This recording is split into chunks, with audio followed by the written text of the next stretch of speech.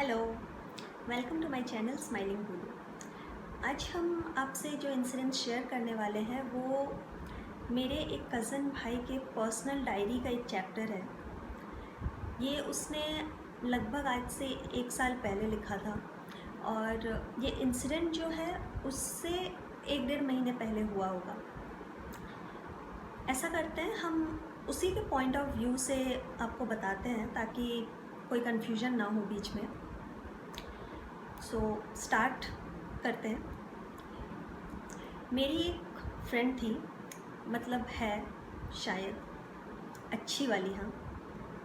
और हमारे फैमिलीज़ भी काफ़ी अच्छे फ्रेंड्स हैं। हम लोग एक ही बिल्डिंग में बड़े हुए हैं, बचपन से साथ में खेलते हुए बड़े हुए हैं। और अभी कुछ दिनों पहले वो जमशेदपुर आई हुई थी। एक्चुअली वो बाहर जॉब करती है और ये उस दिन की बात है जिस दिन वो वापस जाने वाली थी। और एक्चुअली कुछ दिनों में उसकी फैमिली भी जमशेदपुर से शिफ्ट होने वाली है, तो मोस्ट प्रॉब्ली ये मेरा उससे काइंड ऑफ लास्ट टाइम मिलना होगा।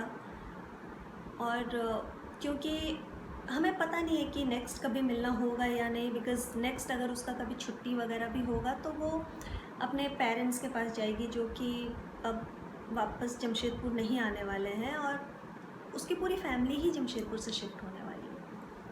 और क्योंकि कहीं ना कहीं मेरे को लग रहा था कि शायद इसके बाद हम लोग कभी दोबारा ना मिलें, हम दिल से चाहते थे कि हम उसको सी ऑफ करने के लिए स्टेशन जाएं।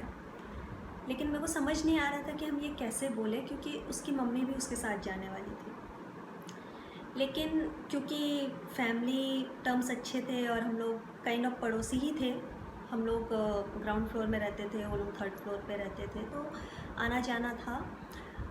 तो किसी तरह हम ऐसी बातों बातों में बोले आंटी को कि आंटी शाम को हम भी चलेंगे आप लोगों को स्टेशन छोड़ने, और वो बोली कि हाँ ठीक है चलो। तो फिर शाम को हम लोग स्टेशन गए साथ में, सब इन द सेंस वो, उसकी मम्मी और हम उन लोगों को छोड़ने गए थे। और काफ़ी देर हम लोग स्टेशन में वेट किए, ट्रेन थोड़ी लेट थी और फिर ट्रेन आई, हम लोग सब सीट के पास गए। और वो एक जो फीलिंग था काफ़ी इमोशनल सा था और मेरे को समझ नहीं आ रहा था क्या बोले, कैसे बोले, क्या बात करें। गुड बाय बोलना है, फाइनल वाला बाय बोलना है, कुछ एकदम अजीब सा फीलिंग था जो कि शायद हम इस डायरी में वर्ड्स में एक्सप्लेन नहीं कर सकते। पर हाँ, बहुत ही इमोशनल सा सिचुएशन था। और क्योंकि मेरे को कुछ समझ नहीं आ रहा था, तो ऐसे सिचुएशन में जब मेरे को कुछ समझ में नहीं आता है तो हम धीरे से पीठ पे थपकी टाइप से मार देते हैं। तो हम धीरे से उसकी पीठ पे एक थपकी मारे और पता नहीं उसको क्या मूड हुआ, वो पलटी और उसने मेरे पीठ पे ज़ोर से थपकी मारा, मतलब लिटरली पंच टाइप्स, थपकी टाइप्स नहीं। फिर क्योंकि ऐसा इमोशनल वाला सिचुएशन था कि नेक्स्ट कभी नहीं मिलेंगे टाइप्स, तो लिटरली मेरे को बिल्कुल भी समझ नहीं आ रहा था कि हम क्या बोलें। फिर हम अचानक से अपने पॉकेट में हाथ डाले तो मेरे को ध्यान आया कि बहुत टाइम के बाद हम पेपर में कुछ लिखे हैं पेन से, क्योंकि आजकल it's like mobile, laptop, computer, बस टाइपिंग ही होता है, लिखना तो हो नहीं पाता। तो उस टाइम इंस्टेंटली मेरे को कुछ समझ नहीं आया और हम वो पेपर निकाले, उसके हाथ में रखे और उसको बोले कि बहुत सालों बाद हम पेन से पेपर में कुछ लिखे हैं, तो प्लीज़ मेरे हैंडराइटिंग पे ज़्यादा ध्यान मत देना। और वो और उसकी मम्मी दोनों मेरे को एकदम शॉकिंगली देखने लगे कि ये क्या था। इंस्टेंटली मेरे को बिल्कुल समझ नहीं आया और ट्रेन भी ऑलमोस्ट खुलने वाली थी, तो हम भाग के नीचे आ गए और फिर हम खिड़की से अंदर की तरफ इशारा किए, क्योंकि वो एसी कोच था तो मेरा आवाज़ अंदर नहीं जा रहा था, तो हम उसको इशारे से बोले कि उसको पढ़ो अभी। और उसने वो पेपर खोला, एक दो लाइन पढ़ा होगा और हम दोनों एक दूसरे को देख के फिर ज़ोर से हंस पड़े। और क्योंकि वो एसी वाला कोच था, मेरे को सुनाई नहीं दे रहा था, बट स्टिल मेरे को सुनाई दे रहा था क्योंकि हम बचपन से उसका हंसी सुनते आए हैं और वो एक्चुअली बाकी लोगों से थोड़ा यूनिक है और बहुत प्यारा सा लगता है जब वो हंसती है। और उस सिचुएशन में वो बहुत ज़रूरी था और मेरे को बहुत अच्छा लगा क्योंकि हम इमोशनल होके या फिर एकदम सीरियस और सैड से होके उसको बाय नहीं बोलना चाहते थे। हम लोग दोनों हंस रहे थे, मेरे को उसकी हंसी की आवाज़ एक्चुअली सुनाई दे रही थी। फिर ट्रेन खुली और ट्रेन चल पड़ी। वो था मेरा फाइनल गुड बाय। शायद ये वाला गुड बाय मेरे को हमेशा याद रहेगा और वो भी मेरे को हमेशा याद रहेगी। ट्रेन निकल चुकी थी, अब हम स्टेशन में अकेले खड़े थे, वापस घर जा रहा था। तभी सडनली मेरे को याद आया कि अभी घर जाने के बाद मेरे को मम्मी से बहुत अच्छी वाली डांट पड़ने वाली है।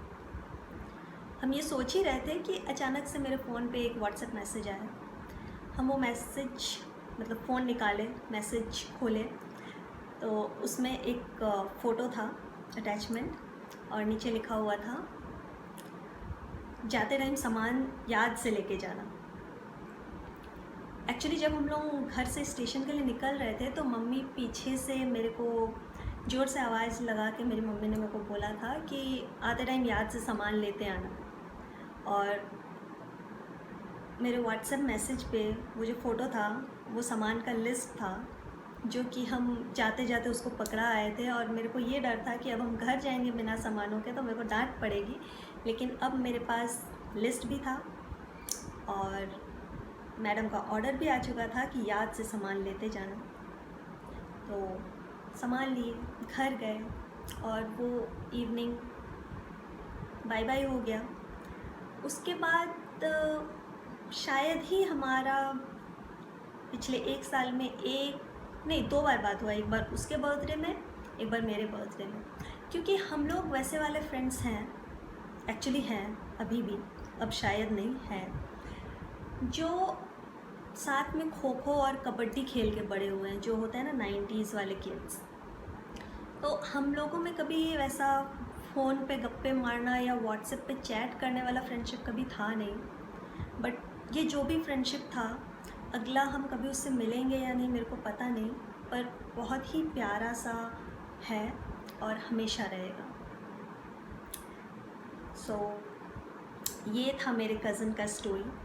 और हम उसका नाम अभी आपको नहीं बता सकते क्योंकि अगर अभी हम उसका नाम बता दिए तो मेरे बाकी कज़न्स सब लोग मिल के उसका जीना हराम कर देंगे और वो फिर कभी अपने डायरी से मेरे साथ स्टोरीज शेयर नहीं करेगा।